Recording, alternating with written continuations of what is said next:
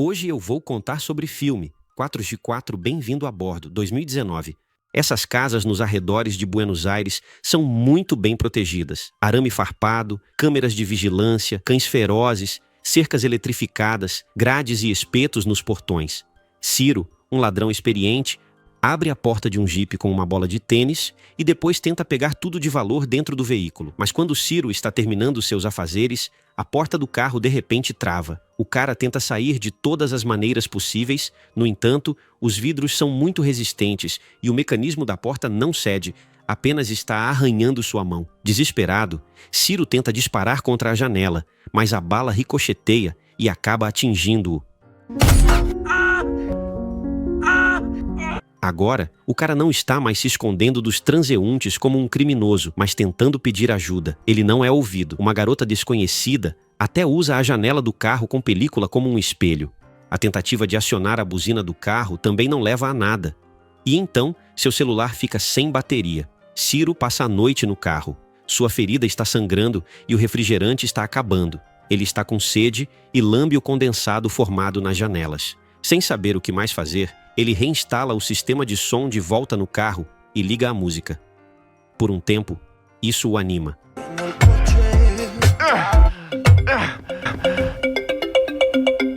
E então, a música para, por causa de uma chamada. É alguém assinando como eu.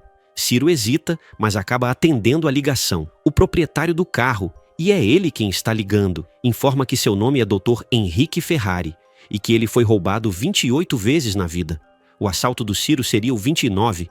Henrique não tem intenção de simplesmente deixar o ladrão escapar. O alarme do carro está conectado ao seu telefone. A carroceria e os vidros são à prova de balas. Isolamento acústico absoluto. As rodas e a suspensão também estão bloqueadas. A única coisa não protegida é o tanque de gasolina. Mas ele está cheio de combustível. É uma bomba em potencial. Ciro está chocado. Apenas agora ele percebe o quão sério é o problema em que se meteu. Henrique calmamente conta a história de sua vida. Ele tem 60 anos, é viúvo e tem uma filha. O homem sofre de uma forma incurável de câncer e tem apenas alguns meses de vida. O médico pergunta o que Ciro faria se pegasse seu próprio filho roubando. Mas Ciro interrompe com ameaças de processá-lo e depois matar Henrique e toda a sua família. Em resposta, o proprietário do carro simplesmente desliga. E então, o ar-condicionado no carro começa a funcionar.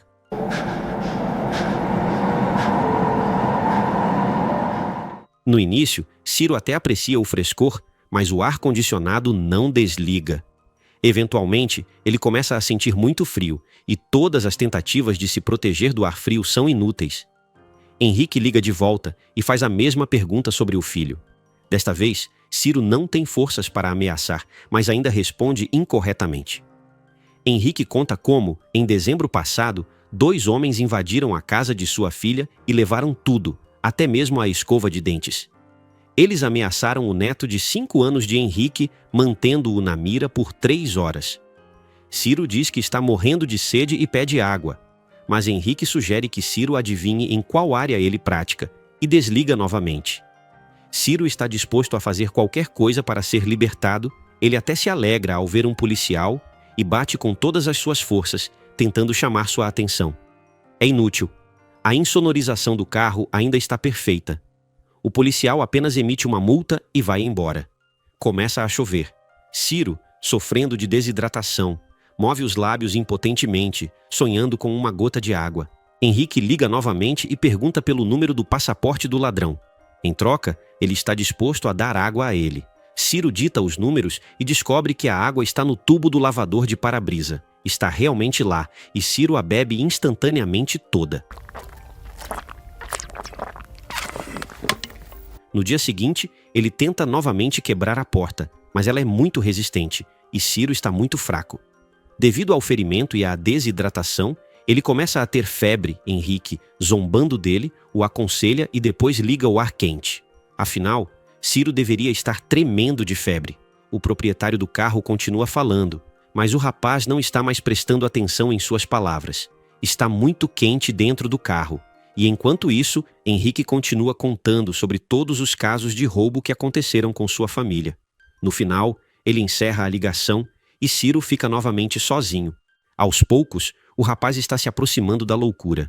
Ele desenha no interior do carro, come papel do manual do proprietário, rearranja as coisas no lugar, coloca adesivos por todo o interior. Há uma esperança de ser salvo quando outro ladrão tenta arrombar o carro.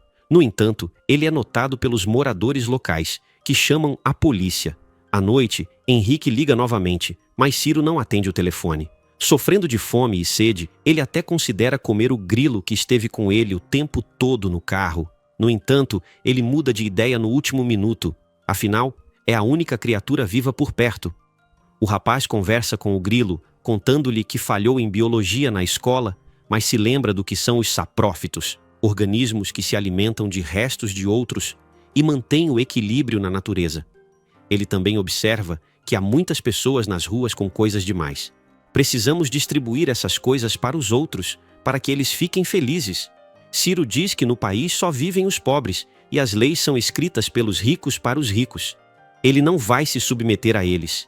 Ciro é um ladrão, como seu pai antes dele e antes dele, seu avô. Um novo dia está chegando. Novamente, Henrique liga. Ciro está disposto a fazer qualquer coisa que ele diga, desde que o liberte. O dono do carro, de bom humor, lê o jornal para o rapaz e diz que há uma guloseima doce escondida sob o pedal do freio. Enquanto Ciro come avidamente, Henrique atende a uma segunda chamada e fica claro, ele é um obstetra ginecologista. Mais uma vez ficando sozinho, Ciro observa as pessoas na rua e calcula como ele poderia roubar um ou outro. No final, ele consegue perfurar um pequeno buraco na porta do carro, mas ninguém ouve os gritos de socorro. Henrique liga de novo, mas agora ele se dirige ao Ciro pelo nome.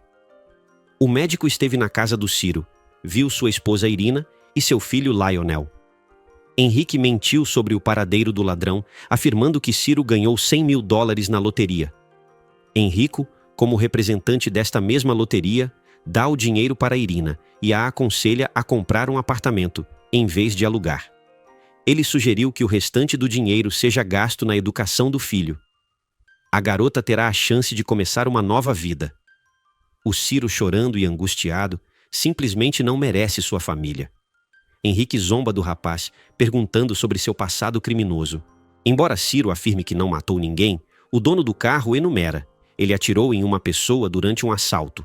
Outro, um motorista de ônibus idoso, foi gravemente espancado. O terceiro, uma pedestre, foi atropelado pelo carro roubado.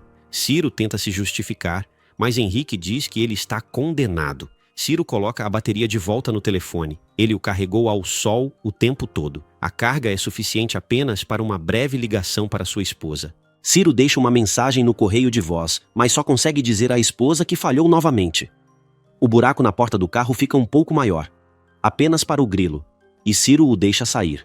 Sem esperança, ele tenta ligar o carro, e de repente, ele consegue. Ele acelera e bate em um poste, quebra a janela e finalmente escapa.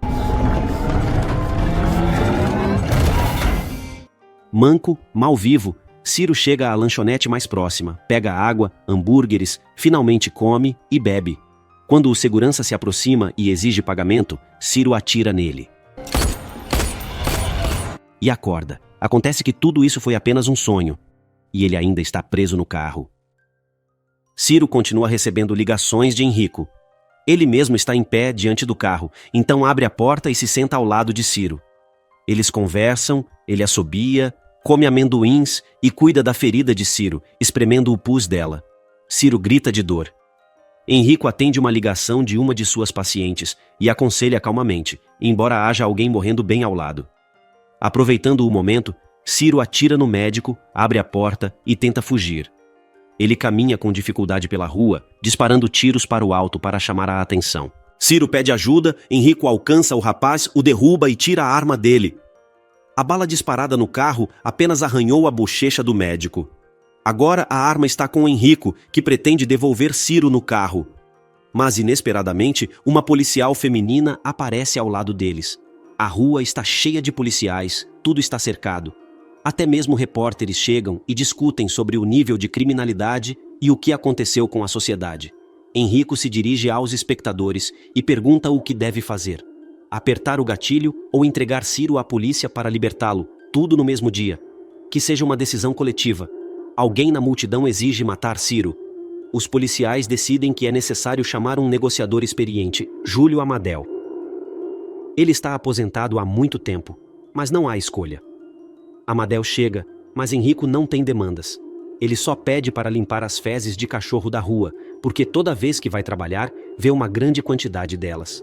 Henrico se queixa de que os donos de cachorros não limpam depois de seus animais quando ninguém está olhando. Além disso, o médico só quer entender se estará agindo justamente se matar Ciro. Os gritos começam novamente. Pessoas comuns odeiam criminosos e estão cansadas de ver as autoridades não fazendo nada. Enquanto o médico fala com a multidão, que claramente o apoia, o negociador informa à polícia que Henrico não tem nada a perder e só está ganhando tempo. O médico concorda em receber água para ele e Ciro. Ele trata a policial feminina com muita cortesia, agradece e a chama de filha. Ele bebe água e oferece a Ciro também. As opiniões da multidão estão divididas. Alguns exigem a morte do criminoso, outros pedem clemência. Após longas negociações e histórias emocionantes, Henrico finalmente concorda em libertar Ciro. Eles colocam algemas no rapaz e o levam embora. Enquanto isso, o médico entra no carro e ativa um dispositivo explosivo, resultando em sua morte. A multidão fica chocada e horrorizada.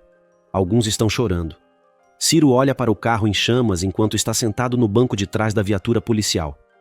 Na manhã de um dos próximos dias, a carcaça queimada do carro é removida por um guincho. E a voz do apresentador de notícias relata que Henrico, apelidado de Doutor Samurai pelo público, ultrapassou todos os limites. Outro apresentador menciona que Ciro pode ser libertado em algumas horas.